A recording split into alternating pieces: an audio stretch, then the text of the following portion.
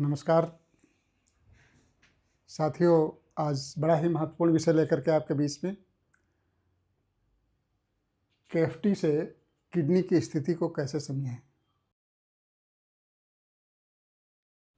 KFT kidney function test, कुछ लोग इसको आरएफटी रीनल फंक्शन टेस्ट भी कहते हैं। जैसा कि नाम से ही पता चल रहा है कि ये किडनी के फंक्शन को बताता है, लेकिन क्या क्या बताता है ये एक महत्वपूर्ण विषय है। ये जानना ज़रूरी है कि हमने पेशेंट का केएफटी करवाया और उसमें क्रिएटिनिन बढ़ा हुआ आ रहा है, यूरिया बढ़ा हुआ आ रहा है, तो इतना तो पता चल गया कि क्रिएटिनिन बढ़ा हुआ है, किडनी खराब है। लेकिन किडनी में क्या खराब है ये जानना ज़रूरी है, और ये थोड़ा सा हम उसमें जानने की कोशिश करें तो किडनी के बारे में बहुत सारी इन्फॉर्मेशन हम केएफटी के द्वारा पता कर सकते हैं। अब एक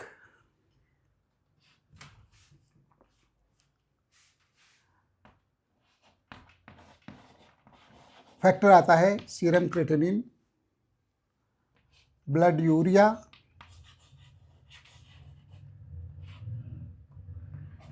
इलेक्ट्रोलाइट्स,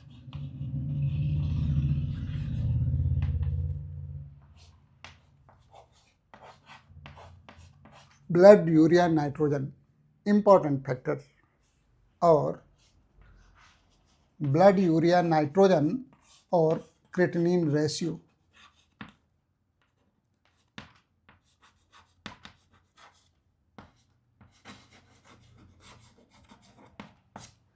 इतनी मोटी मोटी चीज़ें जो हैं हमें किडनी फंक्शन टेस्ट में मिलती हैं। Serum creatinine, blood urea, electrolytes यानी सीरम सोडियम और पोटेशियम कितना है, ब्लड यूरिया नाइट्रोजन, और बन और क्रिएटिनिन रेशियो।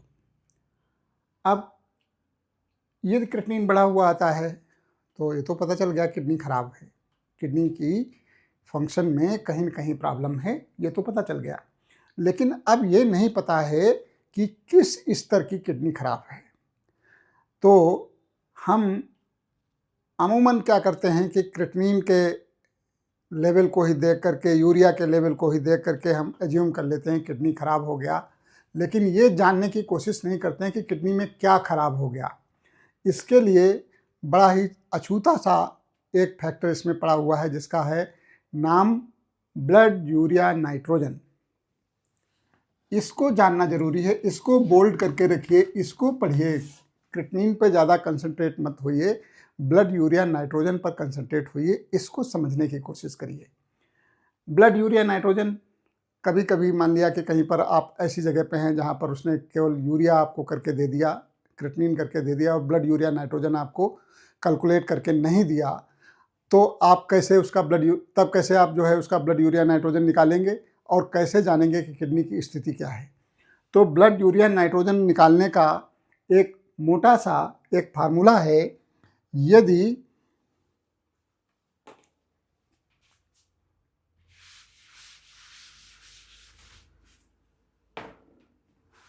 ब्लड यूरिया को 2.14 से डिवाइड कर दिया जाए, यदि ब्लड यूरिया जितना है यदि उसको 2.14 से डिवाइड कर दिया जाए तो ये ब्लड यूरिया नाइट्रोजन की वैल्यू हमारे पास आ जाती है। अब ब्लड यूरिया नाइट्रोजन आपके पास आ गया। अब इसके बाद में क्या देखना है, किडनी की स्थिति को कैसे समझना है, कि सबसे इम्पोर्टेंट है कि ब्लड यूरिया नाइट्रोजन यानी बन और creatinine ratio,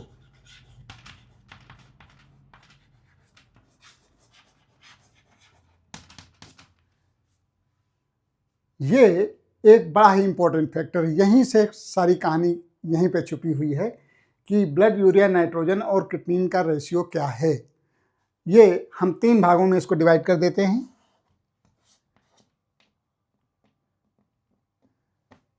less than 10, 10 to 20, greater than 20।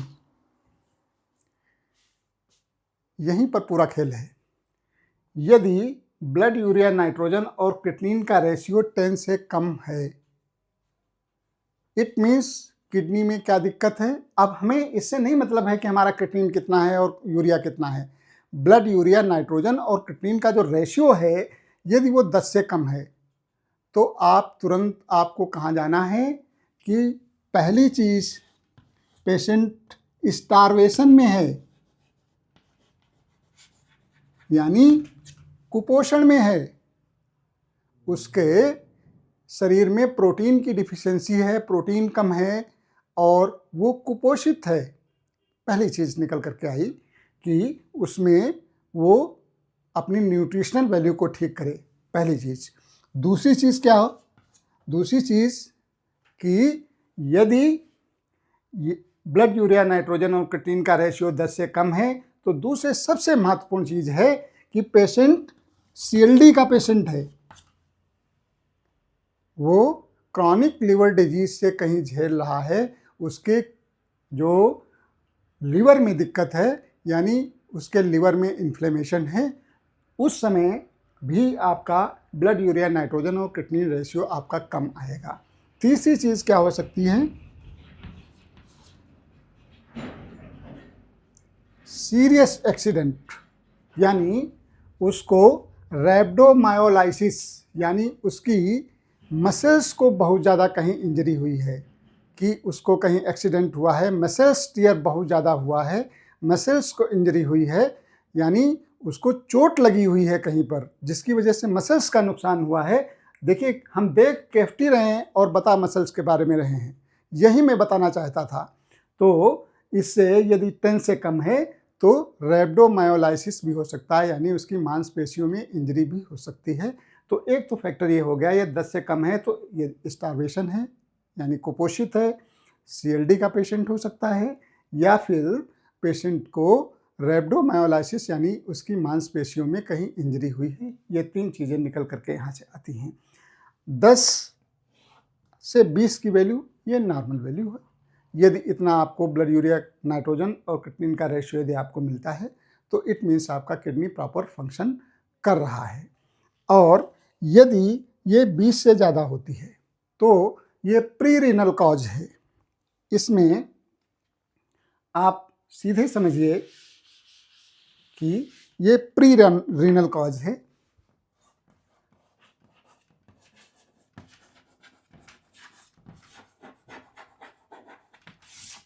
कि यदि 1 और क्रिएटिनिन का रेशियो 20 से ज़्यादा है तो ये प्री रीनल कॉज है।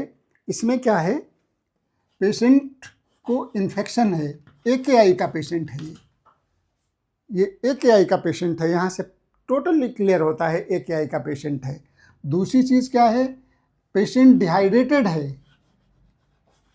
यदि उसने पानी कम पिया है, डिहाइड्रेटेड है। डिहाइड्रेशन में भी आपका ब्लड यूरिया नाइट्रोजन और क्रिएटिनिन का रेशियो 20 से ज़्यादा हो जाता है। तीसरी चीज़ क्या आ सकती है? तीसरी चीज़ आ सकती है कि उसको नेफ्रोलाइसिस हो रही है, यानी उसके किडनी की जो ब्लड सप्लाई है वो कहीं पर बाधित हो रही है, तो वहाँ भी ये 20 से ज़्यादा होता है। तो 3-4 चीज़ें यहाँ से निकल करके आई। आपको AKI यानी पता नहीं, आपके पास पेशेंट आया, आप कोई हिस्ट्री नहीं दे पा रहा है, लेकिन जो ही आपने देखा, अरे ये तो AKI का पेशेंट हो सकता है, इसका 1 और क्रिएटिनिन रेशियो 20 से ज़्यादा है। डिहाइड्रेटेड पोजीशन में भी ये ज़्यादा होता है, और नेफ्रोलाइसिस यदि किडनी में ब्लड सप्लाई कम है तो उस स्थिति में भी आपका ये रेशियो 20 से ज़्यादा हो सकता है। यदि ये 50 से ज़्यादा हो, एक स्थिति ये भी आती, यदि ये 50 से ज़्यादा है, ब्लड यूरिया नाइट्रोजन और क्रिएटिनिन का रेशियो 50 से ज़्यादा है, तो इट मीन्स ये दिस इज़ किडनी फेलियर, ये किडनी फेलियर है, ये 4th ग्रेड का किडनी फेलियर है। इस पेशेंट को किडनी ट्रांसप्लांट की ज़रूरत है, किडनी फेलियर है। तो इस तरीके से केवल एक बिंदु को हमने उठाया और आपको ब्लड यूरिया नाइट्रोजन निकालना बताया, और उसके द्वारा एक रेशियो से हम किडनी और शरीर की तमाम सारी बीमारियों के बारे में भी पता कर सकते हैं। Thank you.